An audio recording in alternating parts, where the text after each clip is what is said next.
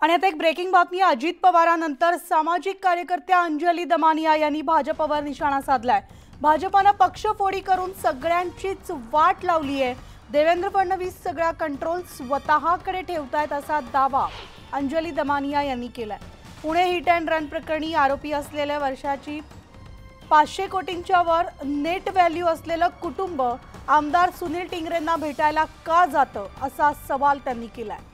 तर पुन्हा अजित पवारांच्या नार्को टेस्टची मागणी सुद्धा त्यांनी केली आहे आणि हे सगळं अजित पवारांनीच केल्याचा गंभीर आरोप अंजली दमानिया यांनी केलेला आहे।